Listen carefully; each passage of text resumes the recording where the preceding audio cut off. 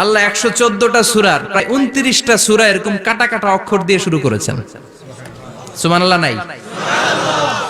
এই 29টা সূরা কখনো আল্লাহ একটা অক্ষর দিয়ে শুরু করেছেন, কখনো 2টা অক্ষর দিয়ে, কখনো 3টা দিয়ে, কখনো 4টা দিয়ে, কখনো 5টা দিয়ে। একটা অক্ষর দিয়ে আল্লাহ কোরআনের সূরা শুরু করেছেন। এরকম একটা সূরা বলেন, নুন ওয়াল কলামি ওয়া মা ইয়াসতুরুন। নুন, নুন দিয়ে সূরা শুরু হয়ে গেছে। তারপরে কফ, এক অক্ষর দিয়ে সূরা শুরু হয়ে গেছে। সুবহানাল্লাহ পড়েন। এবার বলেন 2 অক্ষর দিয়ে সূরা শুরু হয়েছে এরকম সূরা বলেন। এত দূরে যান কেন? এটা আছে না নাই? ইয়াসিন। সুবহানাল্লাহ পড়েন। ইয়াসিন 2 অক্ষর দিয়ে। তারপরে হামিম। এবার 3 অক্ষর দিয়ে আল্লাহ সূরা শুরু করছেন এরকম, আলিফ লাম তাসিন মিম। আল্লাহু আকবার। আবার 4টা অক্ষর দিয়ে সূরা শুরু হয়েছে এরকম আছে না নাই? হাফেজ সাহেব কোন? আলিফ লাম মিম রা, আলিফ লাম মিম সাদ আছে না নাই? আবার 5টা কাটা অক্ষর দিয়ে সূরা শুরু হয়েছে এরকম সূরাও আছে না নাই? সূরা মারিয়ামের শুরুতে কি আছে? কাফ হা ইয়া আইন সাদ। সুবহানাল্লাহ পড়েন। এরকম প্রায় 29টা সূরা আল্লাহ কাটা কাটা অক্ষর দিয়ে শুরু করেছেন। কোনো বাক্য দিয়ে নয়, কোনো শব্দ দিয়ে নয়। কি দিয়ে? হারফ দিয়ে। হারফ, এই হারফগুলোরে বলে হুরুফ আত-তাহাজ্জি বা হুরুফ আল-মুকাত্তাআত, কাটা কাটা অক্ষর। মনে রাখবেন কোরআনের আয়াতগুলো 2 ভাগে বিভক্ত, একটা মুহকাম, একটা মুতাশাবিহ। মুহকাম মানে যেগুলোর অর্থ আমরা জানি, যেগুলোর ব্যাখ্যা আমরা জানি, যেটার ইন্টারপ্রিটেশন, এক্সপ্লেনেশন আমাদের জানা আছে। আর মুতাশাবিহ আমরা অর্থ জানি না, আমরা ব্যাখ্যা জানি না, এটা দিয়ে আসলে কি বুঝাইছে আমরা কেউ জানে না। জানে একজন, চিল্লায় বলেন তিনি কে? আল্লাহ বললেন, ওয়া ইন কুনতুম ফি রাইবিম মিম্মা নাযালনা আলা আবদিনা ফাআতু বিসূরাতিন মিন মিসলিহি ওয়াদউ শুহাদাআকুম মিন দুনিল্লাহি ইন কুনতুম সাদিকিন। আল্লাহ বললেন, ও জাহেলি যুগের লোকেরা, শোনো শোনো, এত আরবি কবিতা বানাতে পারো, এত গল্প লিখতে পারো, আরবিতে এত নোবেল বানাতে পারো, উপন্যাস বানাতে পারো, আর্টিকেল লিখতে পারো। আমার নবীর উপর যে কোরআন আমি নাজিল করেছি, এই কোরআনের ব্যাপারে অন্তরে যদি কোনো সন্দেহ থাকে, বাপের বেটা হলে পারলে কোরআনের মতো একটা সূরা বানিয়ে নিয়ে আসো। পারছে? কিয়ামত পর্যন্ত কেউ পারবে? বিশ্বনবী যেই জামানাতে এসেছিলেন, ওই জামানায় আরবি ভাষা সাহিত্যের উৎকর্ষতা সাধিত হয়েছিল। আরবি ভাষার এতটা উৎকর্ষ পৃথিবী কখনো দেখে নাই। কবিতা, গদ্য, পদ্য, গল্প, উপন্যাস, রচনা, প্রবন্ধ, আর্টিকেলের শৈলাপ। এই ভাষা সাহিত্যিকদের চোখে আঙ্গুল দিয়ে আল্লাহ বুঝাতে চাইলেন, এত অর্থ করতে পারো, এত ব্যাখ্যা জানো, এত বড় বড় বুলিয়া ওড়াও, এত কিছু তুমি জানো, তাহলে বলো ইয়াসিন অর্থ কি? সুবহানাল্লাহ কইবেন না? তাইলে বল, নুন অর্থ কি? কফ মানে কি? আলিফ লাম রা মানে কি? ফাবুহিতাল্লাযী কাফার। কেউ জানে না, কেউ উত্তর দিতে পারে না। কোন সুবহানাল্লাহ। এটা কোরআনের মুজিজা, এটার অর্থ কেউ জানে না। আর এগুলোর অর্থ নিয়ে খোঁচাখুচি করাও ঠিক না। তবে মুফাসসিরিনে ইকরাম এগুলোর কিছু অর্থ সম্ভাব্য বলার চেষ্টা করেছেন। যেমন ইয়াসিনের অর্থ ইবনে আব্বাস বলেছেন, এর অর্থ হতে পারে ইয়া ইনসান, হে মানুষ। সুবহানাল্লাহ পড়েন। কেউ কেউ বলেছে এটার অর্থ হতে পারে ইয়া সাইয়্যিদ আল মুরসালিন। কেউ কেউ বলেছেন ইয়াসিন হতে পারে ইসমুল্লাহ, আল্লাহর নাম। কেউ বলেছেন এটা হতে পারে ইসমুন লিন নবী, বিশ্ব নবীর নাম। আবার কেউ কেউ বলেছেন ইয়াসিন হতে পারে এই কোরআনে কারিমের একটা নাম। কোন সুবহানাল্লাহ। এই সম্ভাব্য সব কথাগুলো বলে পৃথিবীর সব মুফাসসিররা বলতে বাধ্য হয়েছেন, আল্লাহু আ'লামু বিমুরাদিহি বিহি। এটার দ্বারা আসল অর্থ যে কি, এটা আমরা কেউ জানি না। জানে কে? আল্লাহ। চিৎকার করে বলতে হবে, জানে কে? তাহলে এই সূরার মর্যাদা কম কম না বেশি বেশি? কলবুল কোরআন, এটা কোরআনের কলব। একবার পড়লে 10 পড়ার সওয়াব। আবার মুমূর্ষু ব্যক্তির সামনে বসে সূরা ইয়াসিন তেলাওয়াত করতে বলা হয়েছে। তাহলে মৃত্যুর কষ্টরে হালকা করে দেয় কে? আল্লাহ। আবার রাত্রি বেলা সূরা ইয়াসিন তেলাওয়াত করলে সকাল বেলায় নিষ্পাপ বানায় দেয় কে? আল্লাহ। মনে থাকবে? কোরআনের কলবের নাম কি? ভুলে যাবেন না তো? বেশি বেশি তেলাওয়াত করতে রাজি আছেন? সকাল সন্ধ্যা তেলাওয়াত করবেন তো? সূরা ইয়াসিন ছাড়াও এই সূরার অনেকগুলো নাম তাফসীর গ্রন্থে পাওয়া যায়। এই সূরার একটা নাম হচ্ছে সূরাতুল কাদিয়া। সূরাতুল কাদিয়া, তাকদি হাজাতা কারিইহা। যে এই সূরা তেলাওয়াত করে ওই তেলাওয়াতকারীর যে হাজত আছে, প্রয়োজন আছে, এই সূরার বরকতে আল্লাহ তার প্রয়োজন পূরণ করে দেয়। আমাদের জীবনে প্রয়োজন আছে না নাই? কার কাছে চাইবো? বিপদে পড়লে কারে বলবো? আমরা বিপদে পড়লে প্রথমে শেয়ার দেই ফেসবুকে। কোথায় শেয়ার? আগে শেয়ার দিব কার কাছে? মনে থাকবে? বিপদে পড়লে ফেসবুকে শেয়ার দিব না, বন্ধুরে শেয়ার করব না, বউয়ের কাছেও পরে শেয়ার করব, আগে শেয়ার করব কার কাছে? মনে থাকবে? এজন্য বিশ্বনবী বলতেন এই সূরার নাম সূরাতুল কাদিয়া, মানুষের হাজত পূরণ করে দেয়। এই সূরা তেলাওয়াত করে যদি আপনি আল্লাহর কাছে কোনো বিপদ থেকে পানা চান অথবা কোনো প্রয়োজন নিয়ে দোয়া করেন, সূরার বরকতে প্রয়োজনটা পূর্ণ করে দেয় কে? কেউ যেটা পারে না পারে কে? কেউ যেটা দেয় না দেয় কে? কেউ যেটা শোনে না শোনে কে? তাহলে পেলাম সূরাতুল কাদিয়া। আরেকটা নাম আছে সূরার, সেটা হচ্ছে সূরাতুল আযীমা, সুমহান সূরা। কি সূরা? সুমহান, আযীমা। এই আযীম আর আযীমা এই শব্দ দুইটা অনেক দামি, আল্লাহ যে কোনো জায়গায় ব্যবহার করেন নাই।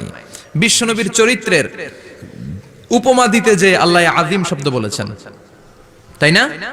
রব্বুল আলামিন বলেন ওয়া ইন্নাকা লাআলা খুলুকিন আযীম। ও নবী, সাধারণ কোন চরিত্র আপনারে আমি দেই নাই, আপনারে আমি দিয়েছি আযীম একটা চরিত্র, খুলুকুন আযীম। And verily indeed you are on a very good standard of character. অসাধারণ চরিত্র দিয়েছি।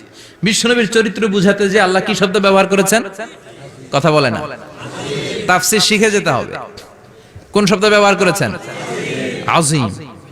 আবার আল্লাহ নিজের পরিচয় দিতে যে আযীম বলেছেন, ওয়ালা ইয়াউদুহু হিফযুহুমা ওয়া হুয়াল আলিয়্যুল আযীম। সুবহানাল্লাহ। আকাশ জমিনের নিয়ন্ত্রণ করতে যে আল্লাহ কখনো ক্লান্ত হয় নাকি? কারণ তিনি হচ্ছেন আল আলিয়্যুল আযীম। আল্লাহু আকবার। তার মানে নবীর চরিত্রের ক্ষেত্রে আযীম, আল্লাহর নিজের সত্তার ক্ষেত্রে আল্লাহ বললেন আযীম। আবার বললেন কিয়ামতের দিন গোটা পৃথিবীটারে আমি নাড়িয়ে দেব, গোটা পৃথিবীতে একটা আমি ভূমিকম্প দিব। এই কথাও কোরআনে আছে না নাই? ইযা জুলজিলাতিল আরদু জিলজালাহা আল কারিয়াতু মাল কারিয়া। পুরো পৃথিবী কাঁপিয়ে দিব। এই কাঁপাকাঁপিটা ওই দিনের ভূমিকম্পটা কি অন্যান্য সময়ের ভূমিকম্পের মতো হবে? এই ভূমিকম্পকে আল্লাহ বলেছেন আযীম। ইন্না জালজালাতাস সাআতি লা শাইউন আযীম। সেদিনের ভূমিকম্প সাধারণ কোনো আর্থকোয়েক নয়, সাধারণ ভাইব্রেশন না, এটা আযীম। আবার আল্লাহ কোরআনকেও আযীম বলেছেন, ওয়ালাকাদ আতাইনাকা সাবআম মিনাল মাসানি ওয়াল কুরআনাল আযীম। ও নবী, আমি আপনার নিত্য পাঠনীয় সপ্তবাক্য সূরাতুল ফাতিহা দিয়েছি, সাথে সাথে কোরআনে আযীম দান করেছি। সুবহানাল্লাহ। তার মানে কোরআনের ক্ষেত্রে আযীম, কিয়ামতের ভূমিকম্প এটা আযীম, আল্লাহ নিজেও আযীম, বিশ্বনবীর চরিত্র। আবার এই সূরাটাও যেহেতু দামি, এজন্য এই সূরার নাম সূরাতুল আযীমা, সূরাতুল সুমহান সূরা। এটা যেন তেন সূরা নয়, এটা তো কোরআনের কলব। কলব ছাড়া মানুষ বাঁচে? হার্ট ফাউন্ডেশনে যেয়ে দেখবেন মানুষের কি অবস্থা। হৃদরোগ, হৃদয় যার নষ্ট, তার যে কত কষ্ট। এই যে কি পরানো লাগে এখন? রিং পরায়, এনজিওগ্রাম, এনজিওপ্লাস্টি করে আর্টারি ব্লক করে ফেলে। চর্বি, এত চর্বি আমরা খাই, এত গরুর গোশত আমরা খাই। মনে রাখবেন, যেই প্রাণীর পা বেশি ওইটার ভিতরে কোলেস্টেরল বেশি। মাছের কয় পা? হ্যাঁ, নাই, এখানে নাই, মাছের পাটা নাই, কোলেস্টেরল নাই। মুরগির কয় পা? জোরে বলতে হবে। তার মানে কিছু কোলেস্টেরল আছে না নাই? গরুর কয় পা? কোলেস্টেরল বেশি না কম? এইবার কোন চিংড়ির কয় পা? সবচেয়ে বেশি কোলেস্টেরল কন্টেইন করে শ্রিম্প, প্রন, চিংড়ি। এজন্য এগুলো কম খাইতে হবে।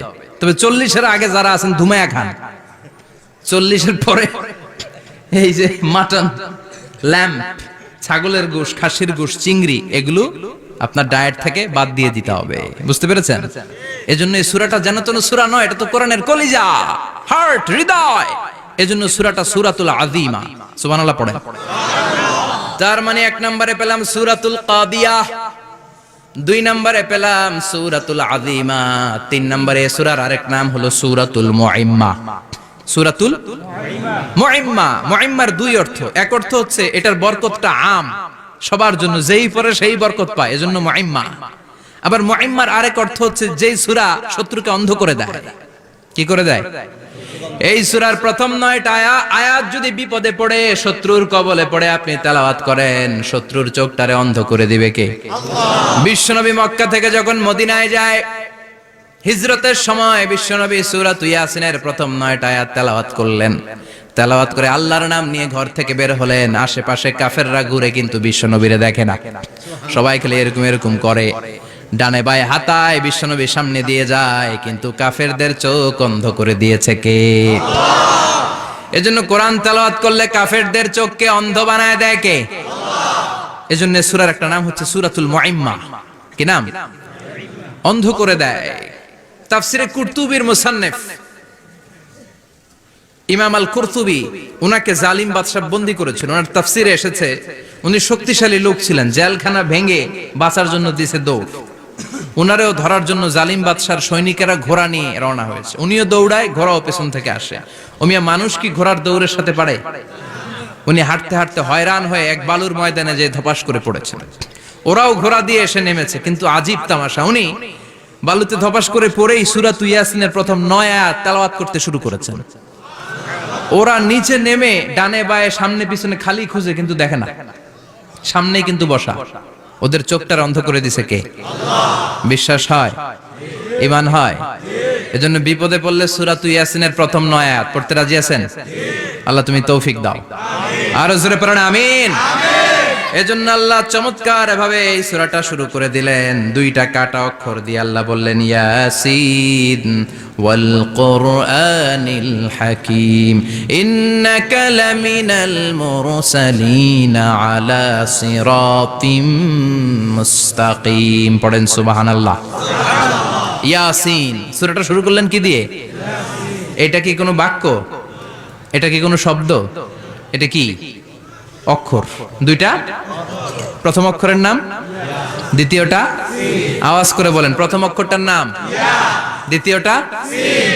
খুব চমৎকার না? বাক্য দিয়ে এই সূরাটা শুরু করে নাই। যেমন ইদা জুলজিলাতিল আরদু জিলজালাহা, এই সূরার প্রথম আয়াত, এটা একটা বাক্য না? আচ্ছা। ওয়াদ-দুহা ওয়াল-লাইলি ইযা সাজা, বাক্য না? কিন্তু ইয়াসিন, এটা কি কোনো বাক্য? এটা কি কোনো শব্দ? না, এটা কাটা 2টা অক্ষর। সুবহানাল্লাহ পড়েন। তাহলে ইয়াসিন মানে আমরা জানি না, ইয়াসিনের অর্থ আমরা ছেড়ে দেব কার উপর? এরপর আল্লাহ বললেন ওয়াল কুরআনিল হাকীম, প্রজ্ঞাময় বিজ্ঞানময় কোরআনের শপথ। ওয়াল কুরআনিল হাকীম, বিজ্ঞানময় প্রজ্ঞাময় কোরআনের শপথ বা কসম। ওয়াল কুরআনিল হাকীম, যে ওয়া, এই ওয়াটারে আরবিতে বলে ওয়া আল কাসামিয়া। কি বলে? ওয়া আল কাসামিয়া, কসম কাটার জন্য আল্লাহ এই ওয়া ব্যবহার করেছেন। যত জায়গায় কোরআনে আল্লাহ কসম কেটেছেন, ওই কসমের শব্দটার আগে ওয়া আছে না নাই? ও মিয়া, কোরআনে আল্লাহ সময়ের শপথ করেছেন, কসম কেটেছেন, যুগের কসম কেটেছেন। যুগের সময়ের আরবি হলো আল আসর। এই আসরের আগে ওয়া আছে না নাই? কি বলছে আল্লাহ? ওয়াল আসর, ওয়াল। আবার 3 ফলের কসম আল্লাহ কোরআনে কেটেছেন, কি বলেছেন? ওয়াত-তিন, মানে 3-এর কসম। জাইতুনের কসম কেটেছেন, বলেছেন ওয়াজ-জাইতুন। তুর পাহাড়ের কসম কেটেছেন, বলেছেন ওয়াতুরে সিনিন। যত জায়গায় কসম তত জায়গায় ওয়াও আছে না নাই? পাহাড়ের নামে কসম কেটেছেন, আল্লাহ বলেছেন ওয়াতুর। সূর্যের নামে কসম কেটেছেন, আল্লাহ বলেছেন ওয়াশ-শামসি ওয়াদুহাহা। সুবহানাল্লাহ কইবেন না? সুবহানাল্লাহ। ফজরের নামে কসম কেটেছেন, কি বলেছেন? ওয়াল ফাজর। জিলহজ মাসের প্রথম 10 রাতের কসম কেটেছেন, কি বলেছেন? ওয়ালায়ালিন আশর। জোর আর বেজরের কসম কেটেছেন, আল্লাহ বলেছেন ওয়াশ-শাফঈ ওয়াল ওয়াতর।